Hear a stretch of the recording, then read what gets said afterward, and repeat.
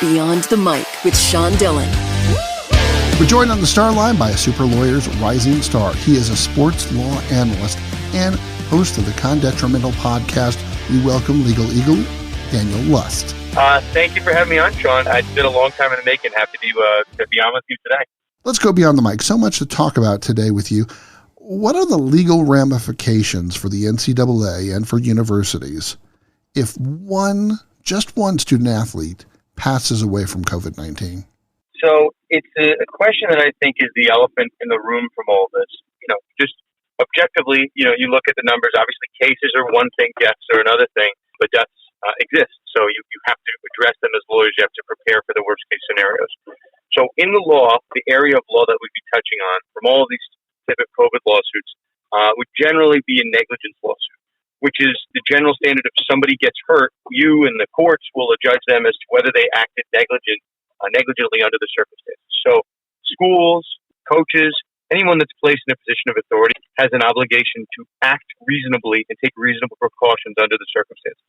So if you fail to take those reasonable precautions and you cause some type of harm from COVID, be it maybe an inflamed heart condition, as we've seen in some athletes, God forbid a death, you could be facing liability overall. I mean, we could kind of get into the economics of it, but there is, obviously a lot of exposure to a school for the injury caused to or a death caused to a very young college athlete. So whether that's someone that could be a top pick in the draft or someone that just has 80 years of life ahead of them, that is a very large exposure to the schools and something that they surely have on their mind. Now, what about the athletes whose potential draft stock may be hurt by a shutdown, like players from the Big Ten or Pac-12? Yeah, that's an interesting point. I mean, well, I guess what I think you're alluding to is the issue on the Big Ten front. There are parents across the country that are worried about their sons, their daughters missing their senior year of college sports, and maybe that's hurting their draft stock. Maybe that's hurting their ability to complete, Olympically or in any type of professional capacity. We haven't obviously seen those lawsuits, right? We've never had the cancellation of the college semester, and that's since before COVID. I could see a lawsuit. I think it's kind of swarming. The buzzards are swarming around the Big Ten from someone's career earnings being hurt because of a decision, maybe an arbitrary decision that was made. You could see that. I think it's going to be, we'll say, a little tenuous in terms of causation as to how someone's draft stock may or may not have been affected, but it's never going to stop someone from filing a lawsuit. As I say, you could sue anyone for anything. It's just another question of whether or not you can win, but it's not going to stop someone from suing. Now, do you see the risk aversion of the Pac-12 and Big Ten being less or more responsible than the less risk aversion from the Big 12, SEC, and ACC? I think it's a dollars and cents liability analysis that these schools are putting on. We hear a lot about what the doctors are saying, and from a risk aversion standpoint, I don't think I'm saying anything controversial. If you ask the doctor point blank and you have them, in one of those fancy My Cousin Vinny scenes, and you put them on the witness stand and you said, what's the safest way to play college football? The answer would be there is no safe way to play college football during a pandemic. The safest way is not to play at all. But the question that these doctors, I imagine, are being asked is more of a layered, complex question. Do you believe that the liabilities and the harm facing these college athletes, if you put a dollarized value on that amount of lawsuits that you could be hit with, will that exceed the revenue that the schools stand to generate from either a limited sense of fans or, even just the TV deals, which are very lucrative? So I think that's the layered, loaded conversations that all these schools are having. I think, the risk aversion point, I think all schools are in a sense putting their students at harm's, in risk by playing the season. But, we don't play and we don't make these decisions just purely on one factor. We'd be remiss if we didn't talk about, Sean, the fear of CTE that's prevalent in any football game that someone plays, any soccer game, any type of contact sport that exists. That's why these athletes, there's a concept in the law called the assumption of the risk. And that's when you hear comments from Trevor Lawrence, comments from Justin Fields. We know the risk and we want to play. There can be risk aversion, but if the athletes are comfortable playing and want to play and their parents are starting these letter writing campaigns to play, at some point you have to allow them to play. And that's the same conversation that we've had with CTE for 10 years. Athletes know the risk and still want to play. And we've never had a full shutdown of college football from CTE. So just another important analysis here. I'm not really feel so strongly about one side or the other, but as a lawyer, you kind of have to see the full landscape and then make an informed decision looking at all the various factors. We have to have you talk about the big debate that few people are really talking about. Stanford canceled sports this year, especially women's sports, and some schools may cancel women's programs because of the lack of money. What are the potential Title IX implications from just football being played this fall? So I do view this as a big problem for the college sports landscape, and maybe they'll get away with it for the fall just because of, necessity. But Title IX, for those that aren't, as familiar with the concept, the easiest way I can understand is that if you're going to support men's sports and you're going to invest certain resources in those sports, you have to give equally or comparable resources to the women's sports.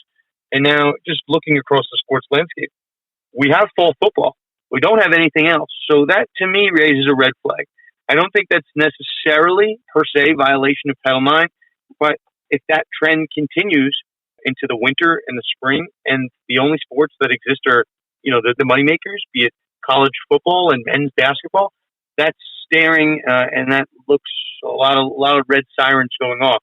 My sense of it, if you're going to invest these resources, which, you've heard high-level athletes like Justin Fields talk about, or Trevor Lawrence, to make the college football players feel safe on campus and giving them these, rapid response tests every few days, you're going to need to do the same thing to keep your women's sports afloat. And failure to do that obviously invites Title IX liability and ramifications. So it's a very big cost to do that. But will the NCAA administrators, the commissioners want to invest that? I would think that's the smart decision. I mean, or showing conversely, part of the decision. This is just my own opinion. I haven't seen this, but part of the decision for some schools like the Big Ten and the Pac-12 to cancel all sports is to not invite Title IX liability, because if no sports are playing, you can't make the argument that men's sports are getting disparate treatment, which I think is just sitting out there for the taking. So the longer this trend continues, I think more Title IX ramifications coming. But I'm not rooting against college football. I'm just pointing out that there will be ramifications on the other end if this does continue.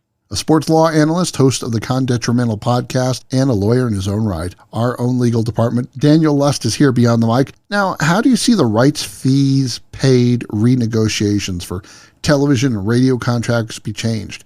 Does COVID give companies an opportunity to renegotiate contracts that they may have made in haste? So we saw that first and foremost. I guess the first domino in all of this was Under Armour's contracts with UCLA and then Cal. And that's going to be, fought in a courtroom. But the legal term of art that everyone's become so familiar with during these past few months is force majeure. And whether a true force majeure event occurred is going to be dependent on how it's kind of written in the contract, or if it's written in the contract at all.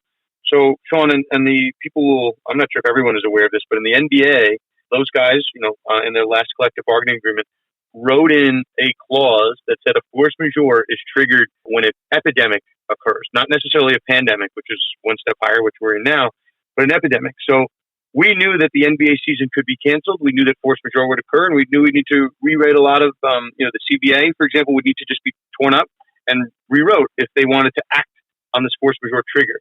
So why I bring that up, the NBA is the only known sports entity that I'm aware of in any major college sports, the NCAA, that use the term epidemic or any type of disease type of language in their force majeure clause.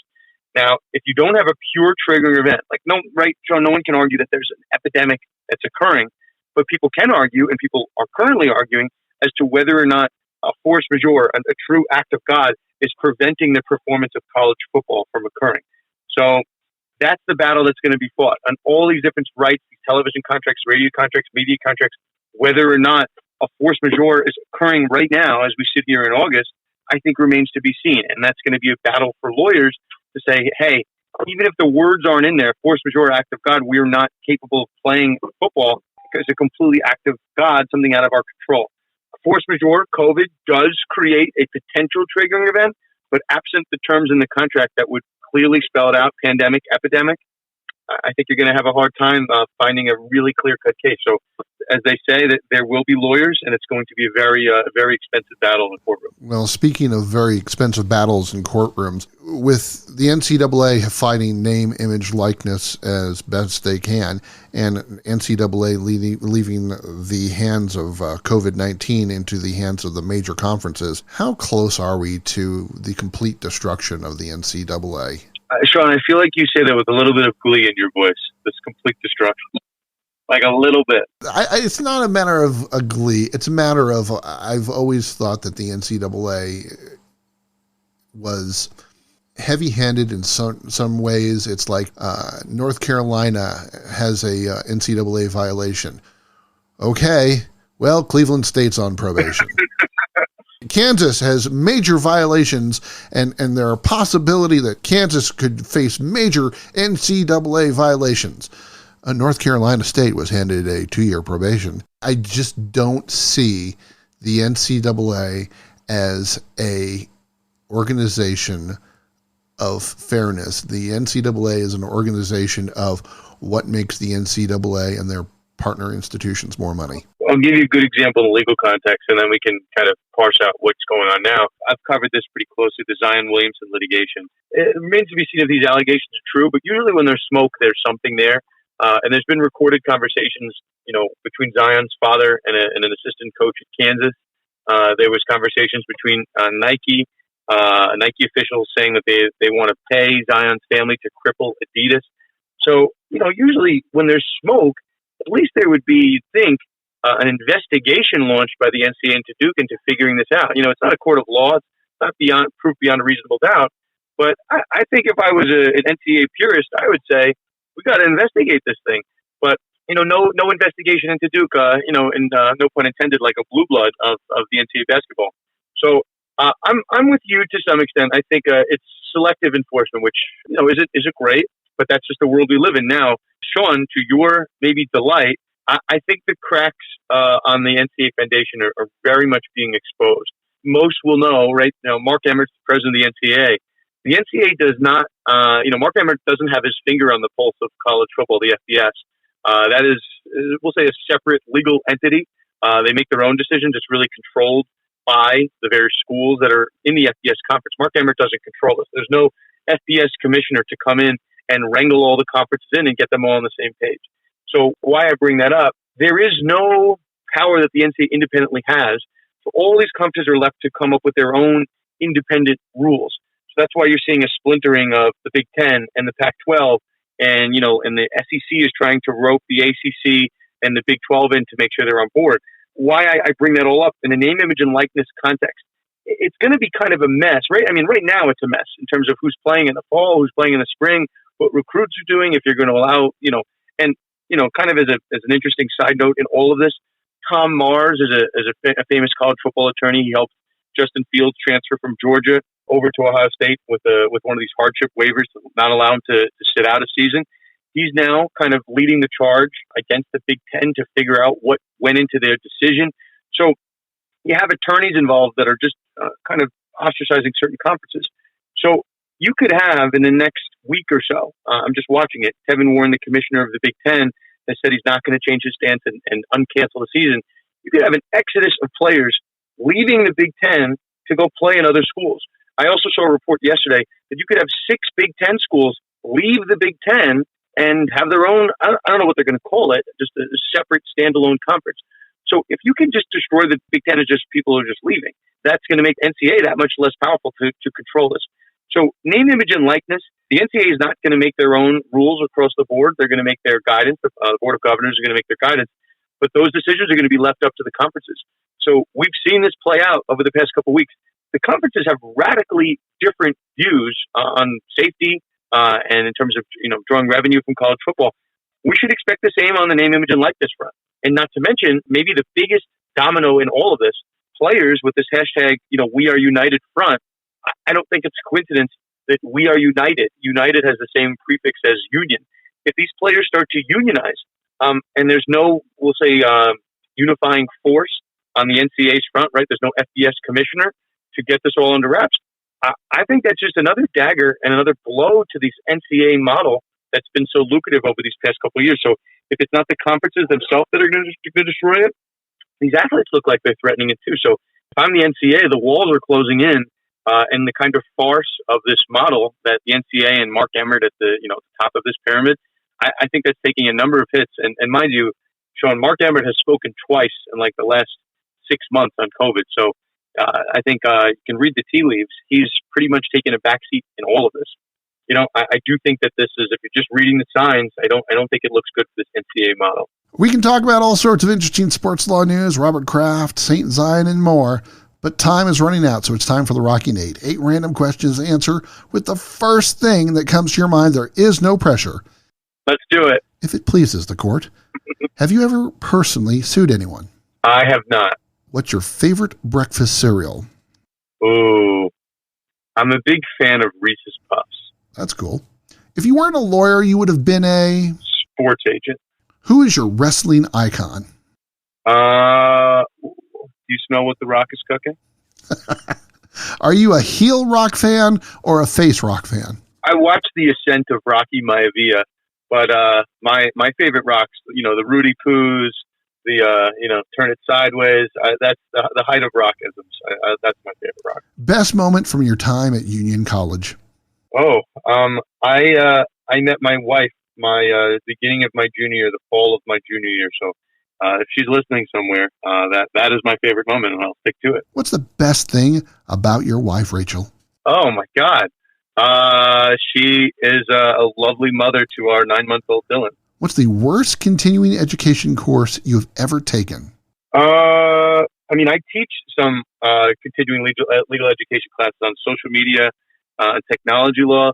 So I'm going to say that those are the best. I've never taught a bad class, and with all the instructors out there, I've never been to one either. They're all good. And what's your dream job?